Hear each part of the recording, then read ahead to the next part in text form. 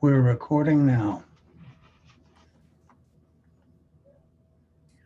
Good afternoon. Thank you so much for being here. We really appreciate your time and coming to listen to this webinar. This is part of the second in a 5-part series that looks at natural resources in the urban environment. The first one was on insects of trees. That was yesterday. Today is Steps for Success, Caring for Newly Planted Trees. And that's being given by Dr. Jason Gordon, who's an urban forester with the Warnell School of Forestry and Natural Resources at the University of Georgia. Tomorrow we will have one on the forest-water interface by Dr. Jay Shelton. Thursday will be Invasive Species Threats and Solutions for Healthy Urban Forests by Chuck Bargeron. And Friday will be Environmental Education for the Urban Environment by Dr. Chris Irwin. We're all outreach faculty members of the Warnell School of Forestry and Natural Resources at the University of Georgia. And at this time, I'll turn it over to Dr. Jason Gordon. But I will say, if you have questions, please put them in the Q&A section and not in the chat, and we'll get to those questions at the end of the webinar. Yeah, thank you, Elizabeth. It's good to be here. Let me share my screen.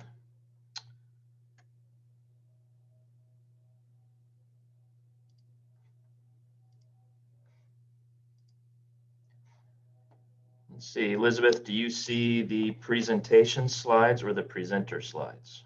I see the presenter slides with your notes. Okay, switch those. Okay, hope that's there we better. Go. Yes, sir. All right, so welcome everyone. It's good to be here. I hope your weather is as nice where you're at as where I'm at.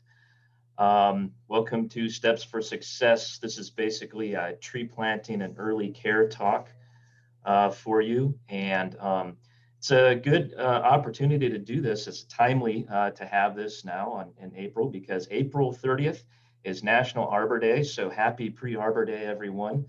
Of course, that's a little bit later than how we do it here in the Southeast. In Georgia, for example, it was back in February because we have hotter summers in the South, and so we have to account for that. We'll get into that a little bit more in a minute later in the presentation. First thing I want to say is that there's a number of different directions that a presentation like this can go to.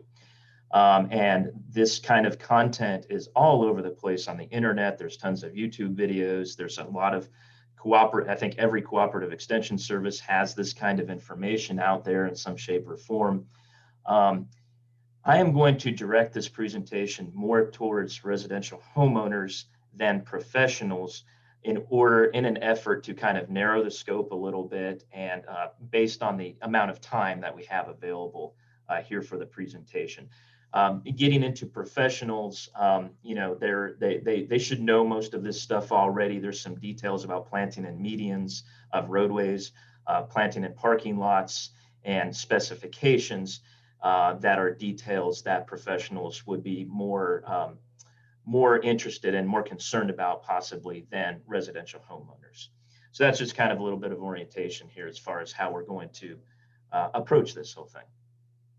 Now, first thing I want to talk about is, again, targeting this to residential homeowners primarily, is to consider your objectives when you start to think about planting a tree in your yard.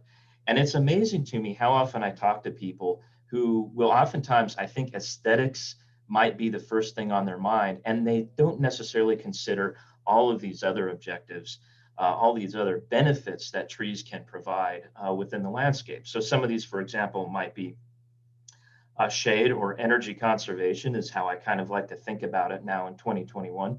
Energy conservation, shade's nice and cool thing, but energy conservation saves you money too. Think about low watering needs, for example. Think about locally native trees, whether you want fruit or you don't want fruit, flowering at certain times of the year, flowering at multiple times per year in the year, perhaps. Maybe a sound barrier or a visual screen might be a good objective that you might have. Think about insects and disease resistance or tolerance to those. Very important. And there's going to be some trade-offs with these. You can't, I don't know that you can have a species that will satisfy all of your objectives or all of your wishes, if you will, and also kind of withstand the limitations that all species will have as well. So there's going to be some trade-offs that you have to make, and you just have to prioritize that. But we would be remiss to go into this, talk about tree planting without talking about your objectives at the very start of this. Okay, so good choices equal happy trees. All right, thanks to Bob Ross. Tree choice is guided by soil, site, and space, and all of these are really aspects of the growing site. I'm going to get into site specifics in a minute, but first I wanted to show you this website, and for those of you who are out there, you might have additional resources, but I wanted to share these are some of my favorite resources as far as tree websites. I wanted to share this with you from the start. Virginia Tech has a great dendrology site that the person in charge of it, the manager, has been building up for for years now. And that will describe tree species. I think it's primarily focused on native trees, but wonderful website with tons of good information on it. So I encourage you to look at that. USDA has the Plants Profile website as well, that gets into descriptions of the particular plant, not just trees, but all plants, and also, you know, diseases that it's prone to, or problems that it's prone to as well. Vanderbilt Bioimages, and these are all these URLs. You can take a screenshot of this. All of these were accessed very recently, so the links work. Vanderbilt Bioimages is a great website I've been using for years now, that has, like, every plant has maybe 20 or more different photos attached to it. And when you're trying to identify a tree or select a tree for planting, it's great to have as many images as possible. And Bioimages does a great job of that. Arbor Day Foundation has a tree guide, so go to arborday.org. They also sell trees on that website, but they have great photos as well, and they also have information about the particular species. And then one of my favorite all-time websites, at least particularly for kind of the southern U.S., it's right on the edge, but we still get a lot of pertinent information, is Missouri Botanical Gardens. Just a wonderful put together website with tons of tree information, also facts like where is this species good to plant in the yard, in a low area, in a high area. Does it tolerate good drainage? It includes varietals and cultivars as well. So these are all good sites to use, and there's a number of other great sites as well, and tree selectors and so forth. But these are just some of my favorites. There's also private sites as well, and nurseries provide information as well, of course.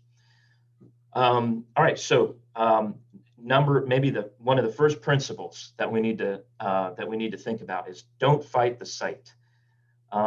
We have to think about, tree growth requires sustaining, increasing resources over time, as you can see in this graphic.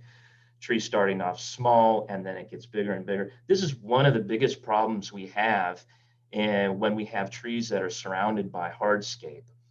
Picture, for example, a tree island in a parking lot, or a tree planted on a street tree next to a sidewalk or a street.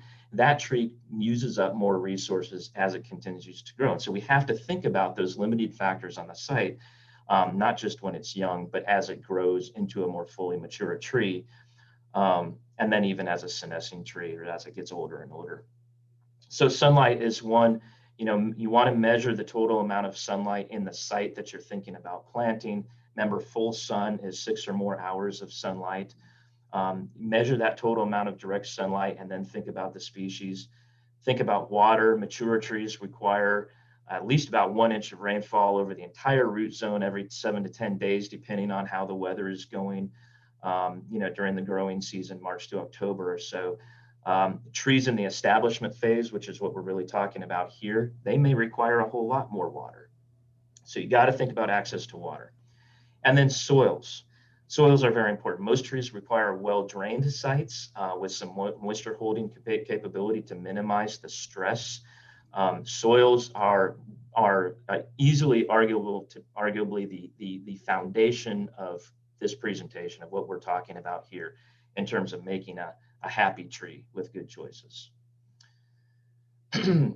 So let's talk a little bit about site selection first. And there's four kind of components of site selection. Number one is your objective, which we already talked about. Your objective has to coincide with the site, including something like energy conservation or screening or whatever. The second is maintenance. What is the maintenance required for the site, for the species, based on the site? What's the availability and proximity to irrigation again? Three is the site conditions. Consider those conditions above and also below ground. We'll talk about it more in a second. And then what is the best species for the long-term success in that site that fits with your objectives? Again, you want to go back to the basic needs of that species, which is space, water, and light. And I'll keep all this in mind because even if you're talking about a suburban type of context, you still have these limitations that make that site in many ways less suitable than the way that the genetics of that tree evolved over time in a forested landscape. Okay, and you think about a forested landscape with all that space, there might be competing vegetation, but you have all this empty space like you see in this lower photograph. And then in the urban site, you're going to have sidewalks that are limiting the space of the root zone, driveways, and so forth. So these are added stresses on the tree that you need to take into account. Trees are very, very resilient. I think they're more resilient in many ways than we often talk about, but they still, we still have to think about their health and the stresses that urban conditions and suburban conditions put on them. Let's talk a little bit about above ground conditions. Climate, microclimate structures like houses, overhead utilities we have to think about, and then think about some existing vegetation. So first of all, when we talk about climate, I wanted to note this source of plant hardiness zones. If you're not aware of this already, plant hardiness, it's a USDA map. You can zoom in on where you're located and see basically determine which plants are more likely to thrive at that location. So for example, a plant might be described as hardy to zone 10, which means that the plant can withstand a minimum temperature of 30 degrees to 40 degrees Fahrenheit. Okay, that's where it's going to, within the boundaries of where that particular tree is going to thrive and be a healthy tree and not have as much stress otherwise. I want you to note, however, that these hardiness zones are changing. And our colleague, Dr. Kim Coder, has a publication on this on the Warnell website, where it shows that hardiness zones have been increasing in average annual minimum temperatures over the last several decades. Over 22 years, between 1990 and 2012, in fact, those temperatures has changed significantly across the nation. And for example, you see hardiness zone 3 that has gone way into Canada. There's just a greater growth range for many species as well as their pests. And so this is something to think about in terms of tolerating heat and dry climate, dry weather, and wind, particularly if you're on closer to the coast and that kind of thing. That everything's kind of moving up over time. All right, so microclimates are important to consider when we're talking about site. How consistently the plant will be in the sun. Again, six plus hours per day is full sunlight. Also notice the elevation. Areas on the hill might be subject to more drying winds and dry soils, whereas low areas might create frost pockets and have more poorly drained soils, might be wetter. Then some trees don't respond well to wetter conditions. You want to note the aspect, which side of that slope has direct sunlight. The south has the most.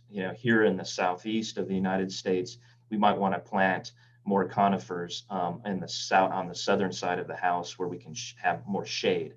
The south and the western aspects are the warmest areas, whereas the north and the east are the cooler aspects and wettest as well. Another important thing to think about looking at this picture on this slide is that hardscapes re-radiate heat from the sun, so that sites near the pavement, sites near pavement might need additional irrigation. This magnolia, for example, is going to receive a lot of re-radiated heat from that building and from the parking lot that's just in front of the photo. And that can cause stress and create more heat intolerance of those species that are there. Buildings can also cause rain shadows. They can funnel drying winds. that wicks moisture off of the leaves of trees. And so there's these hardscapes that really create kind of harsher conditions for trees. And so you want to have a tough tree if you're going to be planting closer to a structure. Also thinking about the size of the tree when it's fully grown. Another thing, just to the left of this particular magnolia, there's a ventilation system that puts out a lot of heat and heat, and it takes up space. And there's some trees that are near that area as well that are not doing as well as they probably could be because it's near that vent or the ventilation system. So think about that as well. Let's talk a little bit about utilities and the size of the tree relative to structures.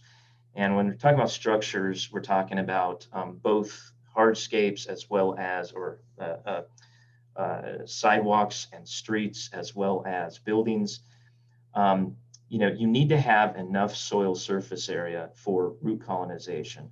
The rule of thumb I'm going to give you, the basic general rule of thumb, is that look up what your particular species will be in terms of the diameter of the trunk when it's fully grown at 4.5 feet above the ground.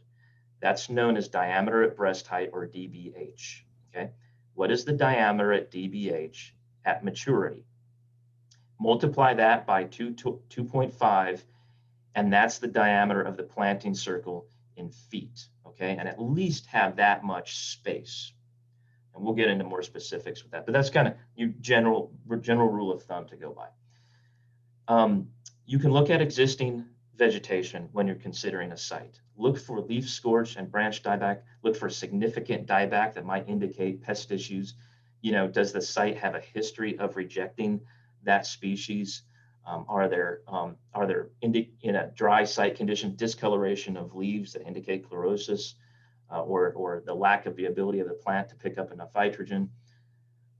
So look at existing vegetation for signs and think about how that might affect your tree as well.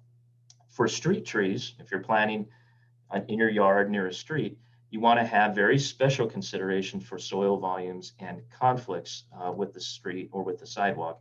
This is why you see so many buckling sidewalks, because the tree didn't have enough space for its roots. Look at this diagram here down below next to the left of the photo, and you'll see that you want to have at least 8 foot of space between the lawn and the street to plant in, or you can have between 4 and 8 feet for a very narrow width of space. But you would want to have extended rooting space underneath the sidewalk. So you still want to make sure that there's some kind of engineering under the sidewalk where those roots can continue to grow. Or leave 4 feet between the stem and the sidewalk when the street is present past the sidewalk. So 4 feet and then the sidewalk, or a total of 8 feet. All right. The most important thing, though, is you don't just plant right next to the sidewalk or the street, because that's where problems are going to occur, unless the municipality is going to come along and curve the sidewalk away from the stem of that tree. Okay, so as far as this is really important for utilities. You've all seen how utility companies come through and top the trees underneath the utility lines. Utility companies have a legal obligation, a responsibility to your neighbors to make sure they get power, and you want the same thing. And so they have hundreds of thousands of miles to maintain, and they'll come through and they will top those trees, oftentimes top those trees that are too large to be planted underneath the utility line. So this is crucially important to think about what is that tree going to be like at maturity, when it's near some kind of utility line, and not just above ground, but also below ground. And my rule of thumb to you is to make sure there's at least a 15-foot overhead halo of clearance. Okay, what that blue arrow is pointing to. Now, depending on if it's a large tree or a very small tree, that might change, but try to keep in mind, just try and keep on your radar screen at least a 15-foot overhead halo. Now, another thing to do is to go into a lot of municipalities here in the United States will actually have ordinances, or at least best practices, and you can go to your municipal planner, or you could go to your state forestry commission. A lot of times they will have those practices published. And so they will specify a certain amount of space between the utility and the certain size of tree. Same thing goes with underground utilities. Have at least a half a foot per diameter of the mature tree, the diameter of breast height of the mature tree, between the tree and the underground utility. You want to make sure that's safe. You want to make sure that, because the utility company is going to come in and take care of it. And then if you planted that tree, I don't know if you have much of a right to complain about it. Really important, again, soil is kind of the basis for this, for the happiness of a tree. And you want to think about soil volume and condition. We've already talked about volume in terms of space. First thing, as always, call 811 or whatever number, utility service number you have, to make sure there's no underground utilities near in the site where you're planting. Get a soil test from your cooperative extension service. The soil test tells you about the soil's relative alkalinity, the pH, how it holds its nutrients, cation exchange, and so forth. So it gives you an idea of what you need, what your soil looks like. And then what you really do, for trees, instead of working really hard to amend the soil, which you can over time, but what's the best thing to do is just to get a species of tree that can accommodate that situation in the soil.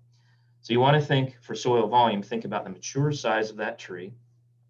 Important to keep in mind that 85% of roots grow in the top 18 inches of soil. That's where air and water are most available, and tree roots need air and water. They need oxygen and water.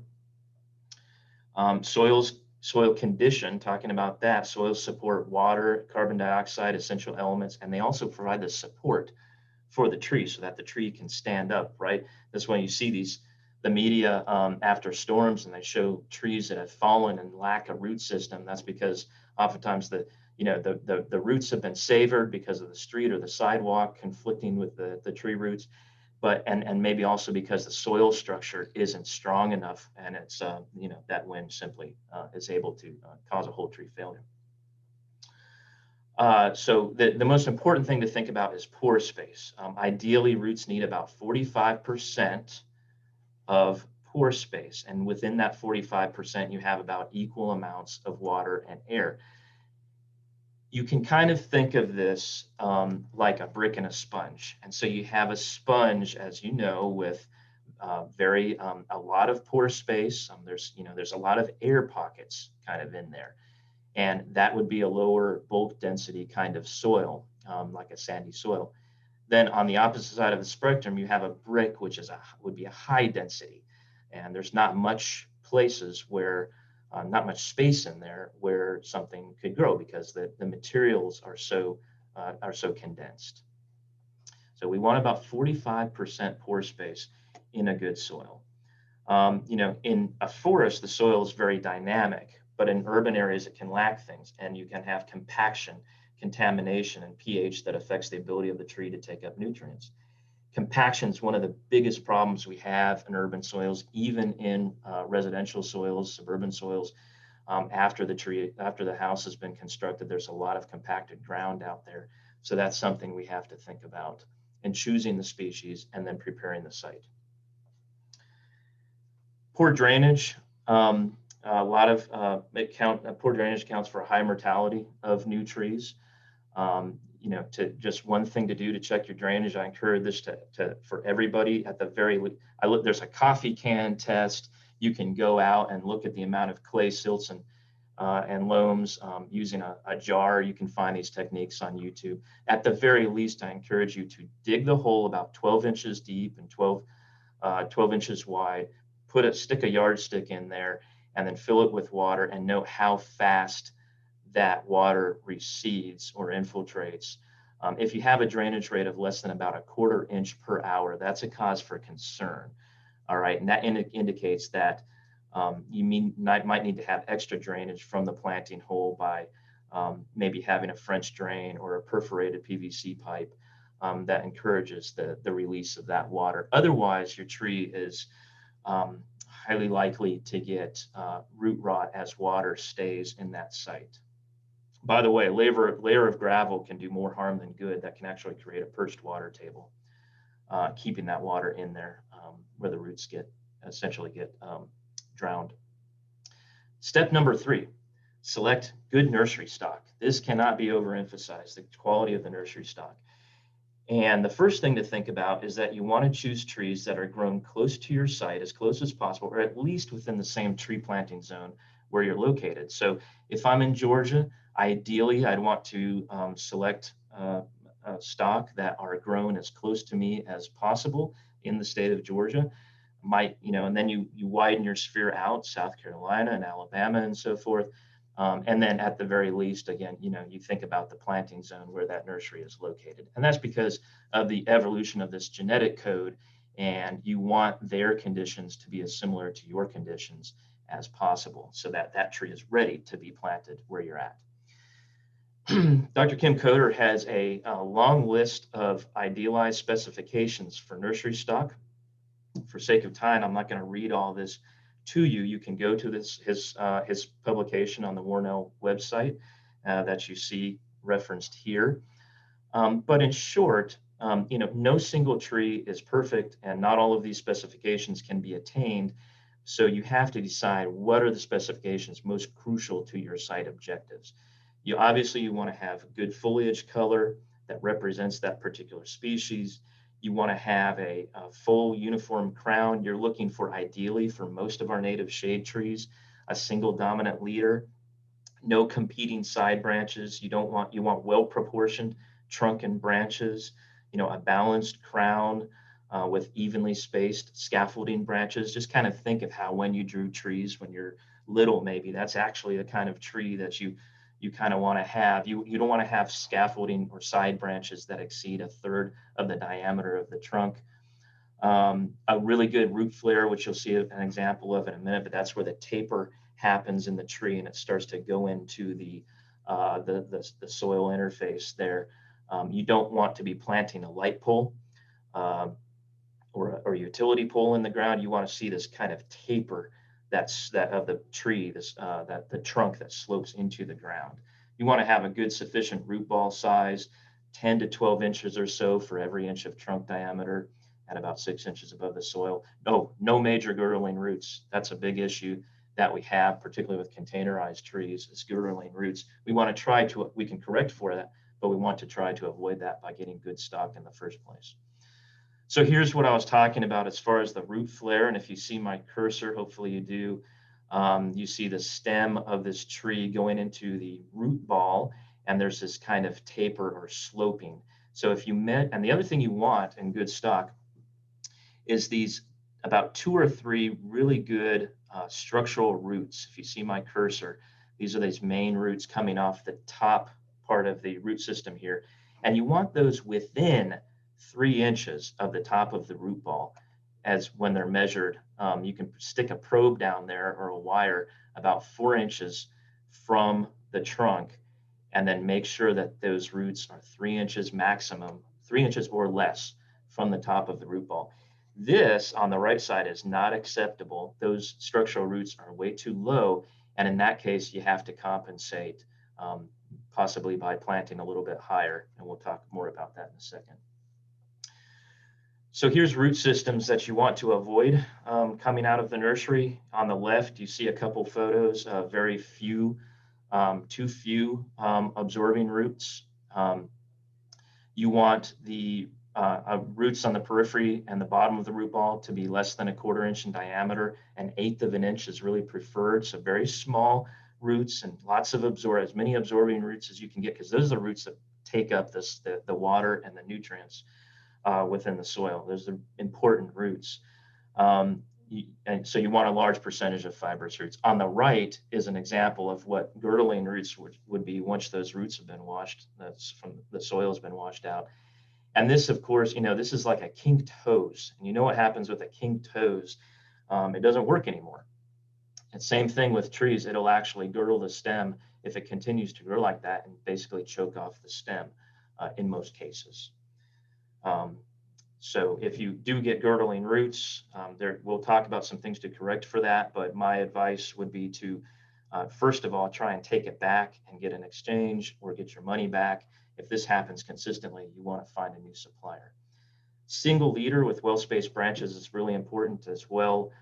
This is what a single leader would look like. Like I said, it's kind of like when you're drawing a shade tree as a kid. And you have that primary stem that goes vertical from the pot out into the airspace of the tree. And then you see what that might look like as a full-grown tree.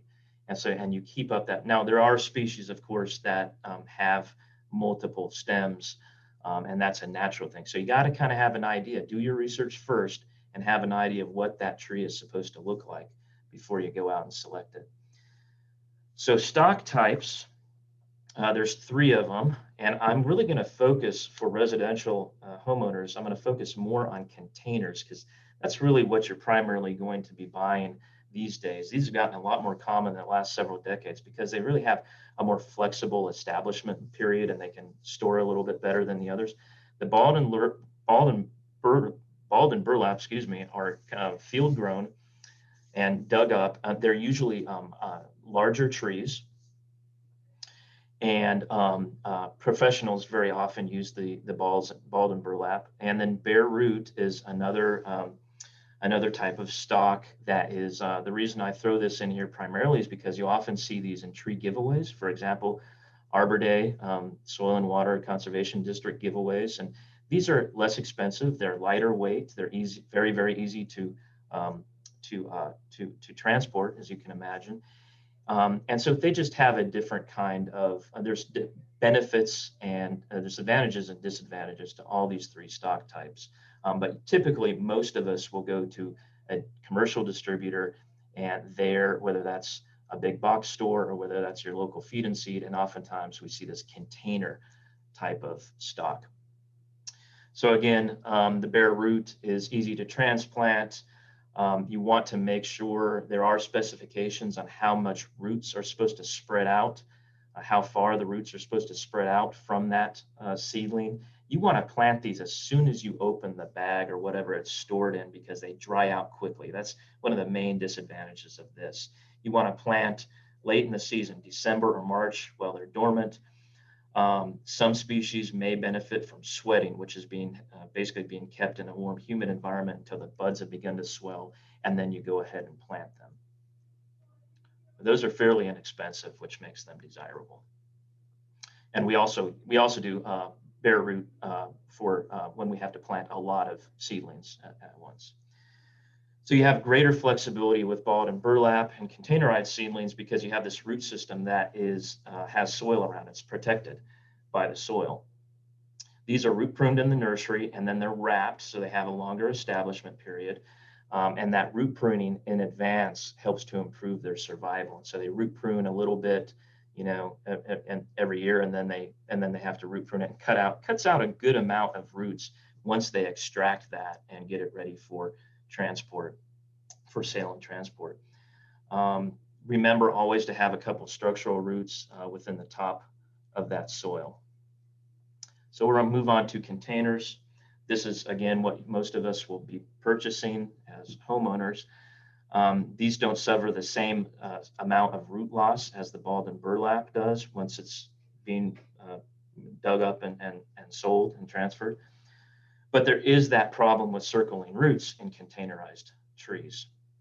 The nursery should be replanting these about 4 times between the start of the growth and then once it's sold, and they root prune about 4 to 8 inches outside of the previous root prune each time in order to allow those roots to grow and then repot it or transfer it to another pot. These are nice because they can be planted all year round. However, particularly down in the south where we have our hot summers, ideally you would probably plant them when the demand for water is the least, when the tree is dormant. If you want to store it, you might need to water it frequently during storage. But even this spring with containerized material, you want to plan on additional watering throughout the summer when it gets dry, because these roots will not be completely established. It will take a good growing season, a year, for these roots to get established.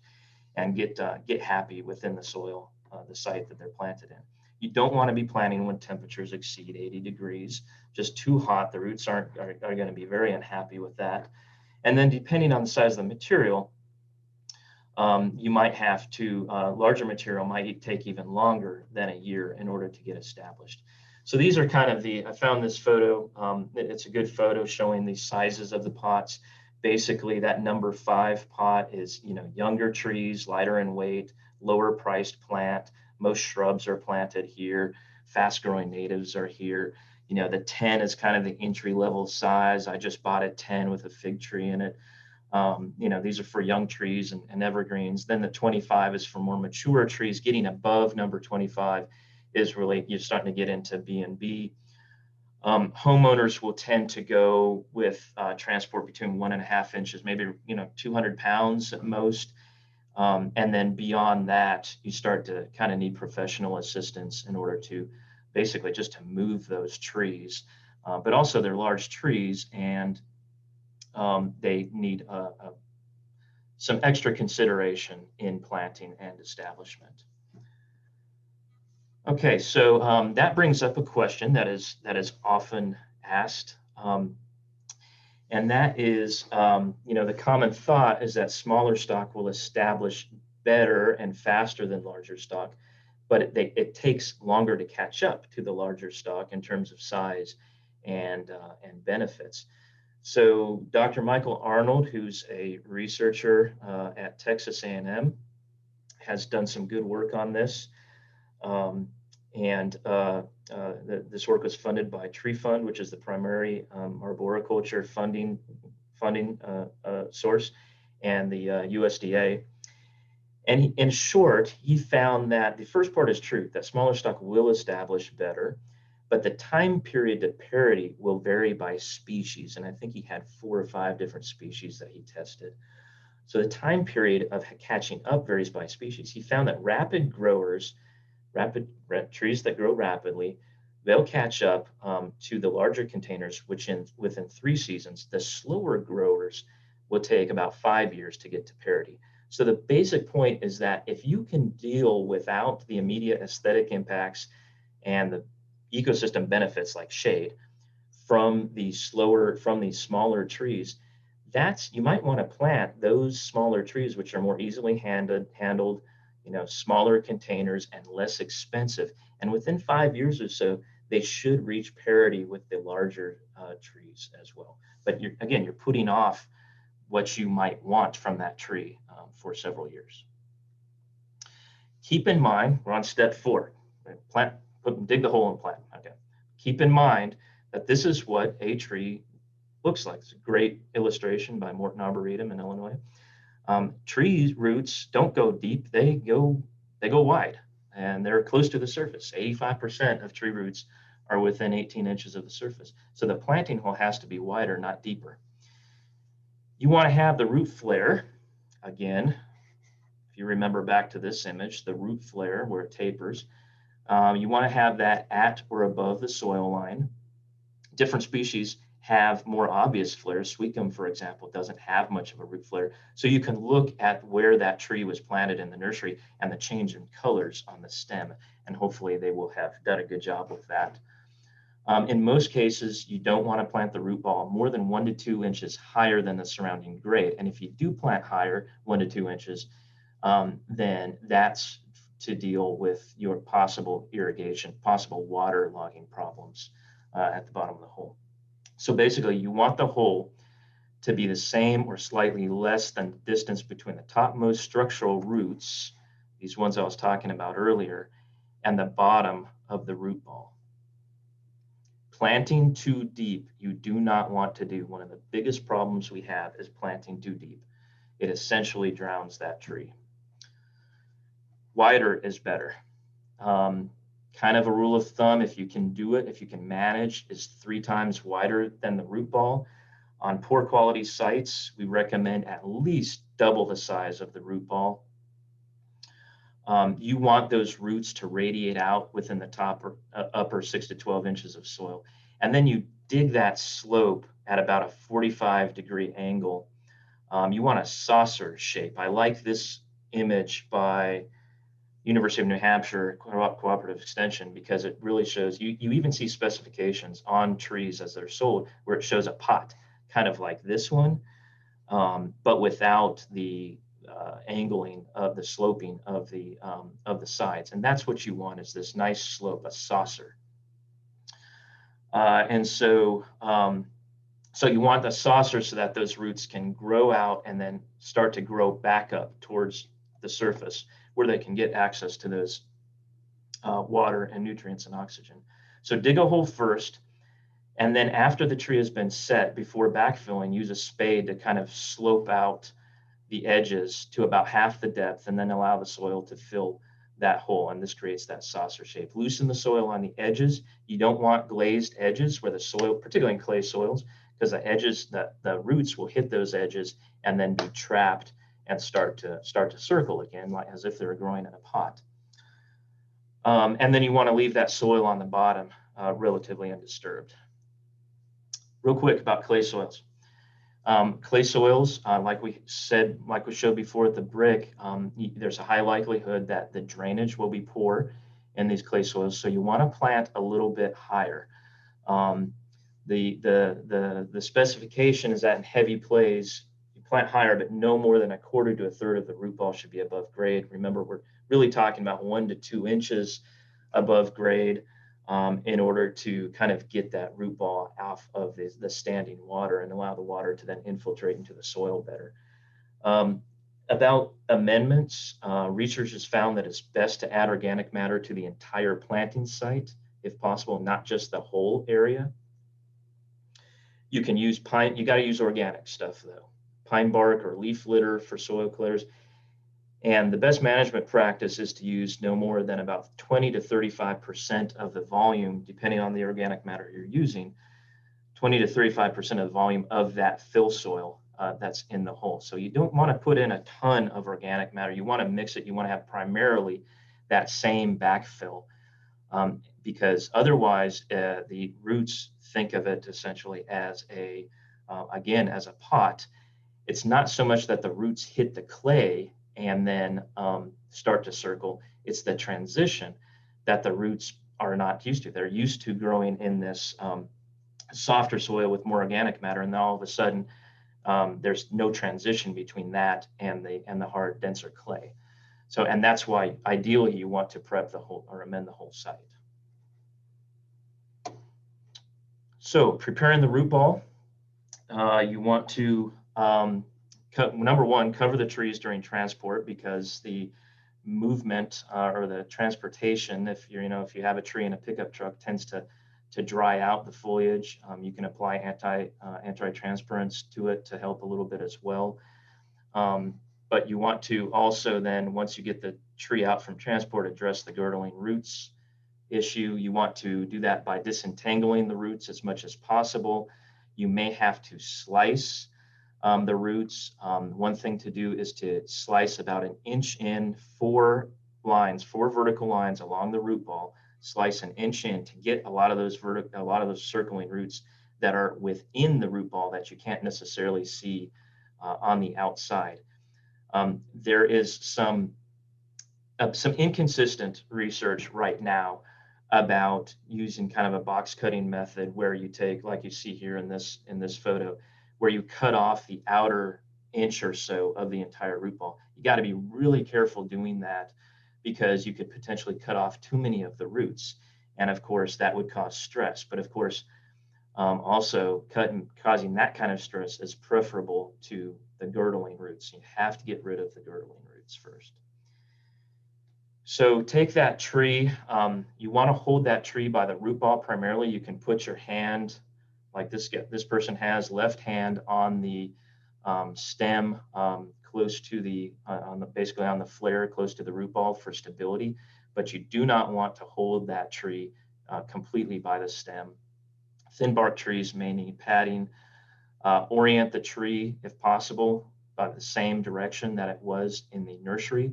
So mark in the nursery, mark where the north-facing side of the tree was, and then when you plant it in your site, plant that same orientation to reduce stress and hopefully avoid any kind of sun injury that might happen. Remove all the staking, take off the tag, even though you might want to keep the tag there. Make a note on a piece of paper or whatever that of that particular species or cultivar where you planted it in your yard. Again, backfill with the same species. You want to backfill up to about 2/3 of the depth of the root ball, then tamp it down, settle it, get rid of air pockets with water, add remaining backfill in layers, tamping lightly to reduce the air pockets. You might want to, you can put a little mound of earth, a berm around the edge of the root ball. Do not cover the root ball with soil. But for settling, you can put a little bit of earth, a little bit of soil around that edge. The other reason you might put a berm is to hold water if you're in a particularly dry area or you expect dry weather. Water is step number 7. Consider irrigation, particularly if you're, well, anywhere, but particularly in the South where we're at. Be thinking about that. You want to apply water basically to allow the tree to survive. You're not watering a tree so that it'll grow faster necessarily. It's just to get it through, equalize the loss of water through evapotranspiration during the summer. So you want to keep it moist but not overwatered for maybe two years, 2 seasons. Roots under turf get very little water. You want to slow drench, deep watering. Use soaker hoses, irrigation bags. You want about at least a minimum of about 1 gallon per inch of trunk caliper for survival during that hot weather. Again, this is just to help them survive through that hot weather. You can use anti-transparents for kind of a temporary fix, but those last for a couple weeks and then you have to reapply them. So there's some research saying that they're not exactly the best thing to use in some cases. Mulch is a good thing. You apply mulch 1 to 3 inches deep on top of that root ball. You apply it and then you move it away from the stem of the tree. You want it about 4 inches from the root flare. That root flare needs to breathe. Okay, so underline that. The root flare needs to breathe. Do not make a mulch volcano and pile it up along the stem of the tree. And you see how this is kind of spread. So, and not more than about 1 to 3 inches of mulch. You might want to, in some cases on hilly sites, on a hillside or a windy site, you might want to stake that tree. Guying is for larger trees over 4 inches in caliper. There's a traditional staking method which uses 2 to 3 stakes. I'm going to kind of hurry up here for sake of time. Again, a lot of this information is available through your cooperative extension. This traditional staking method, you put in 2 to 3 stakes and you place the ties no higher than about 1/3 of the way up. The most important thing to remember here is you want that tree to sway, okay? You want it to develop the wood that is needed to protect it from the wind once you take the stakes out, okay? So it's essentially like a kid. You coddle this tree too much by having stakes on it for too long, and it grows up to be a weak tree. There's something that's becoming more and more popular, and that's root ball staking, as you can see here on the right. That's placing basically a frame of 2x2s on top of the root ball, and that seems to work very well in terms of keeping that tree and that root ball stable. Not a whole lot you have to do for fertilization for a brand new tree. You really want that tree to acclimate to the site in that first year or two. Remember that broadcast spreaders or drop spreaders are for the lawn, not for the tree. Where fertilization might help is, first of all, with a slow release organic fertilizer, and then really for younger trees that grow rapidly and have a warm site with ample water. Do not apply fertilizer when there's a dry period, because a tree needs water, it doesn't need fertilizer. Make sure you read the label for procedures. Pruning is another thing that is really not needed for a brand new tree after it's planted. That mainly what you want to do with pruning is to get out the dead and diseased and damaged branches, the 3Ds. If that particular material has codominant stems, as we talked about before, doesn't have that single leader, it has codominant stems, you probably want to delay that because the tree is trying to adapt to the site. You start cutting into it and you cause a lot of undue stress, not to mention that opens up the possibility for borer spores and for fungus and for other problems to come into that tree. And never, ever cut into the branch collar here. You want to leave that intact because the tree has a defense mechanism that seals over that. You also don't want to just cut it here and leave a stub. And so for small trees, small limbs, you can just lop it off with one cut. For heavier limbs, you have to do what's called a 3-point cut to make sure that you cut it in the right place and that this limb does not strip the bark off the tree. So the first cut, you cut underneath the branch a little bit to prevent that stripping of bark. Second cut, you cut on the top, which cuts off most of the weight from the limb. And then finally, you make that final cut just outside of the leaf collar, branch collar to leave it intact. All right, so I'll finish up. This is the last slide with kind of a summary of these steps. Consider your objectives first, and everything's got to go back to your objectives. Plan it out. Take the time to plan it out a little bit. I'm as guilty as anyone where my family and I will be at a big box store and we'll say, oh, I like this one, and then we'll just buy it. It's probably safer to think about it a little bit more before we go out and just do something sporadic like that. Match the tree to the site. Make sure you get good nursery stock and go back to that nursery or to that distributor that is a good one and stick with that one. Don't go to the one that turns out not to be a good one consistently. Make sure you dig a saucer. Don't dig a pot, dig a saucer. Prepare the root ball, get as much of those girdling roots out as possible for that containerized tree. Tease out those roots, backfill with the original soil. Think about your water management. Go out and invest in some good, tree water bags or a drip hose or soaker hose or whatever. Make sure that you keep that tree happy during the warm months. And then consider post-planting care such as fertilization or staking. Also consider your pest management if needed. And so I'm going to stop there so that we can open up for any questions. And I appreciate your listening. All right, Jason, I'm going to read you the questions from the Q&A. Okay. It may be that you've already answered that question in the presentation, but if you wouldn't mind to provide the answer again in case they didn't hear it. Okay, I planted a topiary tree called a Tanyosho pine. It had its main root cut, so the tip of the root cut off. I treat the roots with rooting hormone. What else can help the tree get good roots?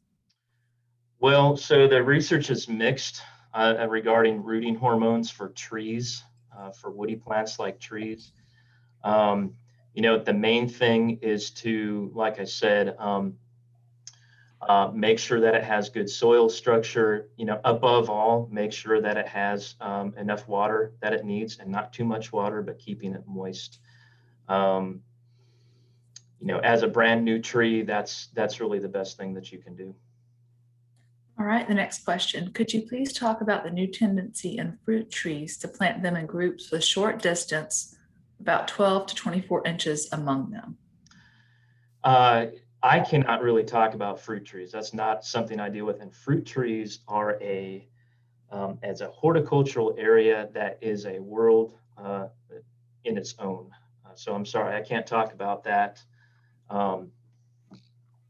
We can try and I don't know, Elizabeth, if we can try and talk to a tree specialist and then post something. How about if you put your email in the chat and then we can get them in touch with the fruit tree entomologist at UGA with the College of Ag. Okay. All right. And are you ready for the next question?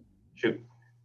Is root girdling more of an issue when a tree is planted in an area that is restricted with concrete, tarmac, or is the evidence of root girdling in these situations attempts by the tree to adapt to its surroundings? In other words, should I make the assumption that the tree is stressed? Yeah. You probably should make that assumption. It's certainly more of an issue. Construction around the tree where it does not have sufficient rooting volume is highly likely to result in some kind of girdling. Now, different species respond to girdling in different ways.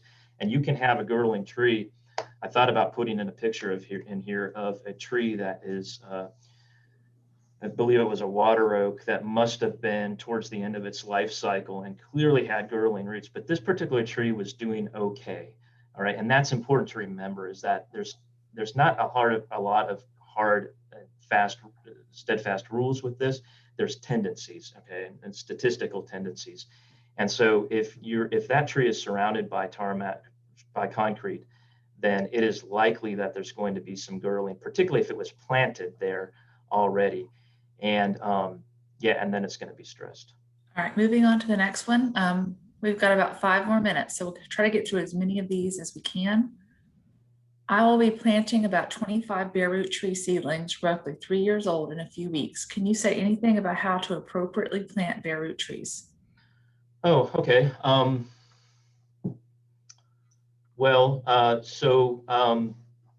So you want to, okay, I'll put this in a nutshell.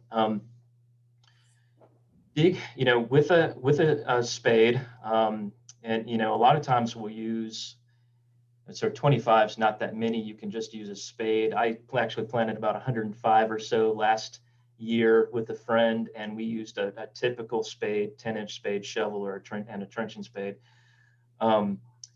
Oftentimes we use what's called a dibble bar in the forestry world, which is basically just a very thin bar that goes in easily into the ground, and then you make this kind of wedge. Here's the number one most important thing, is that you want to make sure for a landscaping planting of bare root seedlings, make sure that those roots are spread out in the hole. Leave a little bit of a mound that's compacted, and then fan the roots out. And you can go into, for example, UGA or NC State or whatever, their cooperative extension will have diagrams of this that you can look at, where the roots are fanned out within the hole, and then that tree is placed on top of the hole. If you're planting pine trees, you want to be careful that that taproot is not curved up, and that's called J rooting. And then you'll just have a mess of a tree. All right, next question. Any thoughts or experience using biochar as a soil amendment for tree planting? That's a really good question. So again, for brand new plantings, amendments, the specs always just recommend organic amendments, preferably like chips, or maybe even going into peat and that kind of thing. Biochar is definitely gaining more importance. We have a colleague here who has doing a lot of research into that, and there is some evidence that can help. I don't know the details on that now, as far as proportion and so forth. But again, you want most of that backfill. You want to be the original soil to create that transition zone that the roots need to then finally spread out widely into that original soil. And the other thing, again, to remind you, is that it's best to prep or to amend the entire site, not just that whole area. All right, these two questions. H-O-L-E, not W-H-O-L-E. All right, these two questions I'll ask together because they're similar. Why would you leave the B&B wrapping on the bottom half of the root ball when planting? And do you recommend removal of all the burlap or wire prior to planting ball and burlap? I recommend removing the entire thing. I don't see why not, but you're correct. The specs do talk about removing part of it. And the simple answer to that is effort and ease. You place the tree in the hole, you take off part of the burlap that you can get to. Now, another thing to consider is that oftentimes that burlap is wrapped in a wire basket. Thank you. It's wrapped in a wire basket. That wire basket, it'll take more than 30 years for that to kind of start to rust off. Yeah, I've always been kind of a proponent of trying to, and typically I'm not involved. It gets more difficult when you're planting 25, 30 trees at one time, right? But that's more of a professional type job, I think. If you're planting one tree here and there, I'm a proponent of just taking the whole thing off and letting those roots kind of be free. All right, we'll try to get 1 or 2 more questions very quickly. We have a minute left, and we want to end this out at 1 to respect everyone's time. If you stack the tree, how long do you leave it stacked? Oh, steak. Steak, Oh, sorry. I'm sorry if I didn't mention that. About a year, and you want to take those steaks out after about a year. Yeah, because again, you leave it in there too long. You leave those steaks in there too long. It's kind of it's spoiling the tree, if you will, and it doesn't develop that taper that it needs to withstand winds. Right. Good question. What about, and one last question, what about adding mycorrhizae to a new planted tree? Is that also very important? And that's often mentioned, but what the research says is that it's fairly inconsistent as to how much that actually helps. Sometimes research has shown that it helps quite a bit, and in other cases, it hasn't helped. So. Right, that's all the time that we're going to have questions. I'd like to remind everybody that this is part of a 5-part series. And so we have presentations on the water forest interface tomorrow, invasive species in urban areas on Thursday, and Friday on environmental education. So thank you very much for your time and have a great afternoon. Thank you all.